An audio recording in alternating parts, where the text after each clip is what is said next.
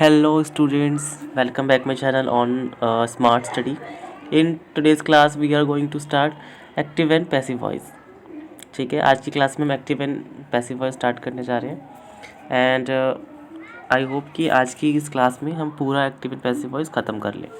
ठीक है, अदरवाइज़ हम इसकी 2 क्लासेस लेंगे. आज की क्लास फर्स्ट होगी एंड सेकंड क्लास में हम इसकी क्वेश्चन प्रैक्टिस करेंगे. आज की क्लास में जितनी भी थ्योरी है एंड जो भी फॉर्मूलाज है जो वहाँ एक्टिव एंड पैसिव में यूज़ होते हैं वो सारे हम आज देखेंगे एंड नेक्स्ट क्लास में हम उसके रिलेटेड क्वेश्चंस प्रैक्टिस करेंगे.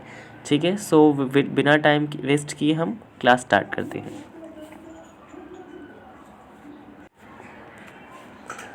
सो टॉपिक क्या है हमारा? Active and passive voice. ठीक है, जैसे कि हेडिंग है एक्टिव एंड पैसिव वॉइस, तो इसमें क्या दिख रहा है? वॉइस लिखा हुआ है. सो ये वॉइस है क्या? What is voice? ठीक है, सबसे पहले हम ये जानेंगे कि वॉइस है क्या. So the form of verb, यहाँ पे the form of verb, wait a second. Yes, तो हम क्या देख रहे थे? वॉइस की वॉइस क्या होता है. सो the form of verb which establishes the significance of the subject over the object. वह फॉर्म वर्ब की जो ये बताए कि जो सब्जेक्ट है वो ऑब्जेक्ट पर क्या इम्पोर्टेंस दिखा रही है, क्या हो रहा है. ठीक है, या फिर ऑब्जेक्ट सब्जेक्ट पर ये बताए कि ऑब्जेक्ट का क्या इम्पोर्टेंस है सब्जेक्ट पर. तो इसी को हम क्या बोलते हैं? वॉइस बोलते हैं. ठीक है, सो क्या बोल सकते हैं हम? The form of the verb which establishes the significance of the subject over the object. ये बताए कि सब्जेक्ट कैसे इंपॉर्टेंट है ऑब्जेक्ट के लिए एंड ऑब्जेक्ट कैसे इंपॉर्टेंट है सब्जेक्ट के लिए. उसको हम क्या बोलते हैं? वॉइस बोलते हैं. ठीक है, नेक्स्ट है एक्टिव वॉइस. तो यहाँ पे एग्जांपल लिखा है, Rama picked up the heavy stone. Rama ने क्या करा? पिक्ड अप करा क्या है? Heavy stone. तो क्या लिखा है? When the verb tells what the subject did to the object. जब हमें वर्ब, यहाँ पे लिखा है ना, जब हमें वर्ब ये बताए कि जो हमारा सब्जेक्ट है उसने ऑब्जेक्ट के लिए क्या किया, उसको हम क्या बोलते हैं? Active voice. तो इस जैसे कि इस वाले एग्जांपल में हमें ये दिख रहा है कि जो सब्जेक्ट है उसने ऑब्जेक्ट के लिए क्या करा है कि राम ने उस हैवी स्टोन को उठाया था. राम ने क्या करा है? राम क्या है? सब्जेक्ट है. ऑब्जेक्ट क्या है? Heavy stone. तो राम ने क्या करा, सब्जेक्ट ने क्या करा ऑब्जेक्ट के लिए, वो दिखाता है हमें एक्टिव वॉइस. ठीक है, नेक्स्ट हमारा पैसिव वॉइस. पैसिव वॉइस क्या है? The heavy stone was picked up by the Ram. ठीक है, इसमें क्या दिख रहा है? When the verb tells what was done to the subject by the object, कि ऑब्जेक्ट ने क्या करा सब्जेक्ट के लिए. ठीक है, पैसिव वॉइस क्या बताता है कि ऑब्जेक्ट ने क्या करा सब्जेक्ट के लिए. लिखा है ना, what was done to the subject by the object. Object द्वारा क्या हुआ सब्जेक्ट के लिए. तो the heavy stone was picked up by the Ram. Heavy stone जो था वो राम द्वारा पिक किया गया. तो हैवी स्टोन ने क्या करा राम के लिए, मतलब ऑब्जेक्ट ने क्या करा सब्जेक्ट के लिए, इसमें वो दिखाया जा रहा है. ठीक है, तो आई होप ये आपको बेसिक इंट्रोडक्शन जो है एक्टिव एंड पैसिव वॉइस का ये क्लियर हो गया होगा. ठीक है, नेक्स्ट में हम मूव करते हैं. नेक्स्ट क्या है हमारा? Changing from active voice to passive voice, कि हम एक्टिव वॉइस से पैसिव वॉइस में कैसे चेंज करते हैं. इसके भी क्या होते हैं? कुछ तरीके होते हैं. क्या वो वेज है? सबसे पहले हम असर्टिव में चेंज, एक minute just a second. First सबसे पहले हम इसको असर्टिव में चेंज कर सकते हैं, फिर इंटेरोगेटिव, फिर इम्पेरेटिव सेंटेंसेस. जैसे कि आपको पता है कि जो सेंटेंसेस होते हैं वो 3 टाइप्स के होते हैं. असर्टिव मतलब होता है सिंपल सेंटेंसेस. सिंपल सेंटेंस में पॉजिटिव एंड नेगेटिव सेंटेंसेस दोनों आते हैं. और एक होते हैं हमारे इंटेरोगेटिव सेंटेंसेस और थर्ड वन क्या? Imperative sentences. तो हम तीनों फॉर्म में हम एक्टिव को पैसिव में चेंज करते हैं या फिर पैसिव को एक्टिव में चेंज करते हैं. ठीक है, सबसे पहले क्या लिखा है? Changing in the arrangement of words, कि वर्ड्स के अरेंजमेंट में हम कैसे चेंजिंग करते हैं. क्या लिखा है? एक्टिव में लिखा है God loves all. God loves all, जो गॉड है ये क्या है? हमारा सब्जेक्ट. लव क्या है? वर्ब. ऑल क्या है? ऑल हमारा यहाँ पे ऑब्जेक्ट है बेसिकली. ठीक है, तो हमने क्या करा, जो हम हमेशा पैसिव में बैक साइड से चेंज करना स्टार्ट करते हैं, ऑल से स्टार्ट करेंगे. तो पहले हमने क्या लिखा? ऑल. ठीक है, फिर हमने क्या लिखा? वर्ब लिखा. तो वर्ब क्या था? लव लिखा. लव उसके साथ हमने क्या लिखा? यूज़ करा हेल्पिंग वर्ब यूज़ करा. ठीक है, और हम पैसिव में हमेशा बाय यूज़ करते होते हैं. बाय एंड लास्ट में जो सब्जेक्ट था वो हमेशा लास्ट में आ जाता है. ठीक है, तो ये चेंज हो गया आपका एक्टिव से पैसिव में. ठीक है। नेक्स्ट क्या है, when we use by we change the subjects as given. जब हमें बाय यूज़ करते हैं ना तो सब्जेक्ट क्या होता है, चेंज हो जाता है। सब्जेक्ट क्या होता है, चेंज हो जाता है। तो कौन सा सब्जेक्ट किस में चेंज होता है वो देखेंगे। ठीक है, सबसे पहले क्या है, आई जो होता है उसको हम चेंज करते हैं पैसिव में मी में, मतलब आई चेंज हो जाता है मी में और वी चेंज हो जाता है अस में। आज आपको बस क्या करना है, समझना है, इनके फॉर्मूले आपको नोटबुक में लिखने हैं जैसा कि इसमें आपको दिख रहा है। स्क्रीनशॉट ले लीजिए एंड अपनी नोटबुक में सुंदर सुंदर प्यारे प्यारे अच्छे अच्छे नोट्स बना लीजिए। ठीक है, एंड देन उसको लर्न कर लीजिए ताकि आप जब नेक्स्ट क्लास में क्वेश्चन प्रैक्टिस करें तो आपको अच्छे से आंसरिंग करना आ जाए। सॉरी, तो क्या बोला, जो आई है वो चेंज हो जाएगा मी में, वी चेंज हो जाएगा अस में, दे चेंज हो जाएगा देम में, ही हिम में, शी हर में। और अगर किसी का नाम लिखा है राधा श्याम या फिर कोई ऐसा वर्ड है टीचर यू इट, तो ये सारा चेंज हो जाएगा। सेम सब्जेक्ट कोई चेंज नहीं रहेगा, राधा का राधा रहेगा। जैसे कि यहाँ क्या था, गॉड था, तो हमने क्या देखा कि सब्जेक्ट कोई चेंज नहीं हुआ, गॉड का गॉड ही रहा यहाँ पे। ठीक है, तो ऐसे सब्जेक्ट्स क्या होते हैं, चेंज नहीं होते, जैसे होते हैं वो एक्टिव में पैसिव में भी वैसे ही रहते हैं, बट ये सारे चेंज हो जाते हैं। ठीक है, नेक्स्ट देखते हैं हम अब। नेक्स्ट क्या है हमारा, मोडाल्स। मोडाल्स आप सबने पढ़े होंगे पहले भी। मोडाल्स क्या क्या होते हैं, can, could, shall, should, will, would, may, might, ought, have to, बहुत सारे मोडाल्स होते हैं। तो जहाँ भी मोडाल्स होता है हम पैसिव में कैसे यूज़ करते हैं, मोडाल, इस मोडाल का कोई भी एक वर्ड प्लस उसके साथ हम बी यूज़ करते हैं। जैसे कि इस एग्जाम्पल में हमें दिख रहा है, क्या लिखा है, रवीना कैन स्पीक इंग्लिश। क्या लिखा है, रवीना कैन स्पीक इंग्लिश। तो इसमें कैन क्या है, मोडाल्स है, कैन क्या है, मोडाल्स है। तो हम अगर पैसिव में चेंज करें तो हम जानते हैं कि पैसिव हमेशा बैक साइड से मतलब ऑब्जेक्ट से स्टार्ट करते हैं। तो हमने लिखा इंग्लिश कैन, क्या लिखेंगे पहले, मोडाल्स कैन, और मोडाल्स के साथ हमेशा क्या लगेगा, बी लगेगा, तो हमने बी लगाया। और जो वर्ब था वो चेंज हो गया, स्पोकन बाय, और सब्जेक्ट जो था वैसे ही का वैसे ही रहा। ठीक है, तो ये चेंज हो गया आपका, English can be spoken by Raveena. तो ये याद रखें, जब भी मोडाल्स हो तो मोडाल्स के साथ आप बी का यूज़ करें। Is it clear. नेक्स्ट है हमारा changing in helping verb. Helping verb में चेंज कैसे करते हैं। ठीक है, इसको हम जो थोड़ा सा लार्ज कर लेते हैं ताकि आपको अच्छे से दिखाई दे। हाँ, तो आपको यहाँ दिख रहा है, यहाँ क्या लिखा है, यहाँ लिखा है आपके टेंसेस, यहाँ क्या लिखी हुई हैं, टेंसेस लिखी हुई हैं। यहाँ पे लिखा है उसकी आइडेंटिफिकेशन और यहाँ पे लिखा है कि पैसिव में क्या चेंज होगा। ठीक है, सबसे पहले हम देख लेते हैं टेंसेस कि टेंसेस, जैसे कि सपोज़ कि आपका प्रेजेंट इंडेफिनिट टेंस है। हमें पता है कि प्रेजेंट इंडेफिनिट टेंस में हम वर्ब की फर्स्ट फॉर्म एस या ईएस या फिर नेगेटिव में डू या डस का यूज़ करते हैं। जब भी आपको एक्टिव वॉइस में वर्ब की फर्स्ट फॉर्म एस या ईएस या फिर डू डस दिखाई दे तो आप पैसिव में हमेशा उसकी जगह क्या यूज़ करेंगे, is am are plus verb की थर्ड फॉर्म। अगर प्रेजेंट कॉन्टिन्यूस में अगर एज एम आर लगा है एक्टिव एंड पैसिव वॉइस में प्लस वर्ब की फर्स्ट फॉर्म आईएनजी लगा हुआ है तो आप पैसिव में हमेशा is am are plus being plus verb की थर्ड फॉर्म यूज़ करेंगे। इन सभी के एग्जाम्पल अभी हमें आगे देखने को मिलेंगे एंड नेक्स्ट वीडियो में भी आपको और अच्छे से देखने को मिलेंगे। तो उसके लिए क्या करना होगा, आपको ये पूरा जो यहाँ बनी है ना टेबल, ये जो चेंजिंग इन हेल्पिंग वर्ब की टेबल है, आपको पूरी अच्छे तरीके से लर्न होनी चाहिए कि अगर एक्टिव में हेल्पिंग वर्ब क्या होगा तो हम पैसिव में क्या चेंज करेंगे। तो इसलिए आप नेक्स्ट क्लास तक इस पूरी टेबल को अच्छे से लर्न कर लेंगे कि आपका आज का होमवर्क है एंड आई होप कि आप ये होमवर्क करके लाएंगे अच्छे से। नेक्स्ट देखते हैं अब हम। यस, तो हमारा नेक्स्ट क्या है, ऑब्जर्व द स्ट्रक्चर्स। यहाँ पे observe the structures to create passive voice from active voice. ये जो जितने भी स्ट्रक्चर दिए गए हैं इनको देखो कि हम एक्टिव से पैसिव में कैसे चेंज कर रहे होते हैं। अगर असर्टिव सेंटेंस है, अब देखना उन सारे फॉर्मूलों का यूज़ होगा यहाँ पे। ठीक है, देखते हैं क्या लिखा है। असर्टिव सेंटेंस में पॉजिटिव सेंटेंस भी होंगे एंड कुछ नेगेटिव सेंटेंस भी होंगे। देख लेते हैं, पहले क्या लिखा है, Ram plays cricket. Ram plays cricket, ये कौन सा टेंस है, ये प्रेजेंट इंडेफिनिट टेंस है या फिर प्रेजेंट इंडेफिनिट टेंस का दूसरा नाम है सिंपल टेंस। तो ये क्या है, प्रेजेंट इंडेफिनिट टेंस है। तो जो मैंने आपको दिखाया था वो टेबल, उसमें क्या था, अगर वर्ब की फर्स्ट फॉर्म प्लस एस या ई एस लगा है तो हमें दिख रहा है कि प्रेजेंट इंडेफिनिट टेंस है और यहाँ पे वर्ब के साथ एस और एस लगा हुआ है, मतलब ये प्रेजेंट इंडेफिनिट टेंस है। तो हमें क्या करना है, पैसिव में एज प्लस वर्ब की थर्ड फॉर्म यूज़ करनी है। तो हमने वही यूज़ करा, एज प्लस वर्ब की थर्ड फॉर्म, वही यूज़ करा हुआ है ना, वही यूज़ करा है। क्या हमने क्या लिखा, cricket is played by Ram. Ram नाम है किसी का तो राम राम ही रहेगा पैसिव में भी। ठीक है, तो आपको कुछ नहीं करना, बस आपको टेबल को अच्छे से लर्न कर लेना है, फिर आपको यूं चुटकियों में आपके सारे जो क्वेश्चंस होंगे वो होंगे परफॉर्म। ठीक है। नेक्स्ट नेक्स्ट क्या लिखा है, Ram has not played cricket. Ram has not लगा है, मतलब हैज़ लगा है, मतलब ये कौन सा टेंस है, ये आपका परफेक्ट टेंस है। कौन सा टेंस है, परफेक्ट टेंस है। कौन सा परफेक्ट, पास्ट या प्रेजेंट वाला, तो ये हैज़ लगा है मतलब ये प्रेजेंट परफेक्ट टेंस है। हैज़ लगा है मतलब क्या है, प्रेजेंट परफेक्ट टेंस है। हैज़ के साथ वर्ब की थर्ड फॉर्म लगी है तो प्रेजेंट परफेक्ट टेंस है। एंड नॉट लगा है मतलब प्रेजेंट परफेक्ट टेंस का नेगेटिव फॉर्म है। कौन सा फॉर्म है, प्रेजेंट परफेक्ट टेंस का नेगेटिव फॉर्म है। तो इसका पैसिव भी किस में बनेगा, नेगेटिव में बनेगा ऑफ कोर्स।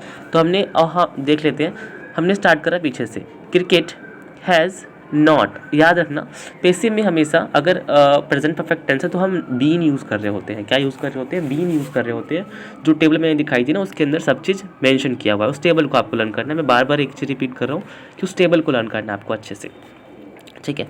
तो हमने बीन प्लस वर्ब की third form plus by and last में सब्जेक्ट आएगा, ठीक है। तो क्या बन गया, cricket has not been played by Ram, ठीक है। नेक्स्ट क्या है, Ram is playing cricket. Is playing मतलब ये प्रेजेंट कॉन्टिन्यूस टेंस है, इज लगा है, वर्ब की फॉर्म है प्लस आईएनजी है। तो यहाँ पे क्या करते हैं हम, कॉन्टिन्यूस में क्या होता है, इज ए मार प्लस बीइंग प्लस वर्ब की थर्ड फॉर्म यूज़ कर रहे होते हैं। तो हमने वही यूज़ करा, cricket is being played by Ram. Last में फिर से रिक्वेस्ट कर रहा हूँ कि आप उस टेबल को बहुत ही अच्छे तरीके से लर्न कर लें, उससे क्या होगा आप अच्छे से इन सभी को कर पाएंगे, ठीक है। नेक्स्ट क्या है, नेक्स्ट है आपका इंटेरोगेटिव सेंटेंसेस। नेक्स्ट क्या आपका इंटेरोगेटिव सेंटेंसेस, क्या लिखा है, why Ram plays cricket. Why Ram plays cricket.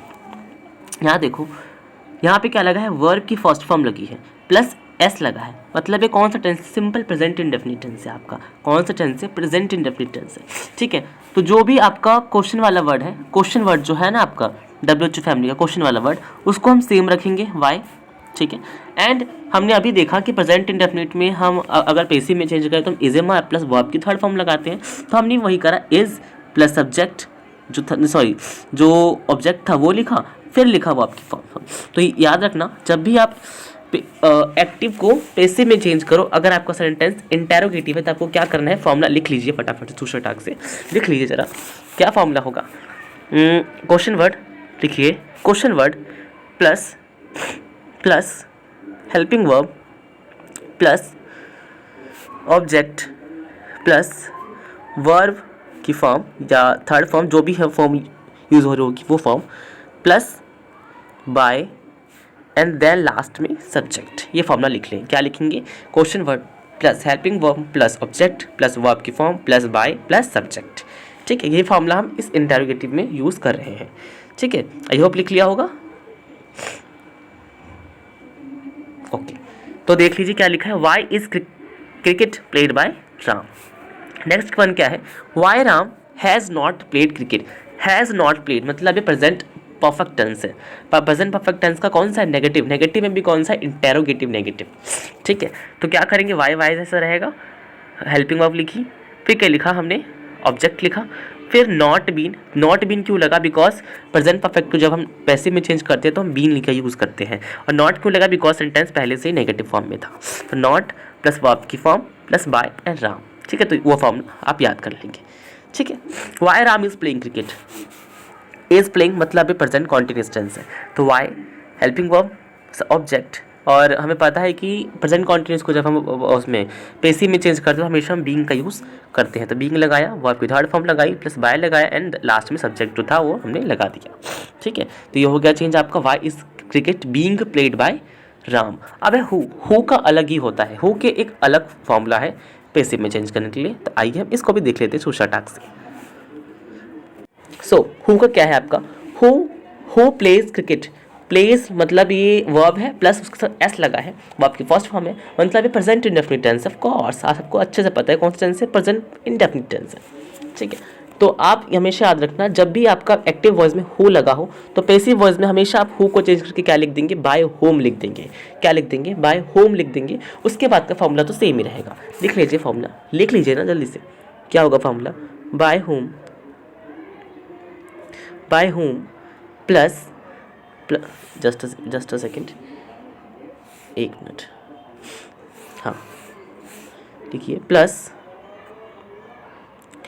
Helping verb plus object plus verb की फॉर्म प्लस अगर सब्जेक्ट तो ठीक है, अदरवाइज सब्जेक्ट तो होगा ही नहीं बिकॉज ऑलरेडी हु लगा है, तो सब्जेक्ट नहीं होगा तो लास्ट में क्वेश्चन मार्क। इंटरोगेटिव में क्वेश्चन मार्क मत भूलिएगा कभी। लिख लीजिए फॉर्मूला, लिख लीजिए जल्दी से।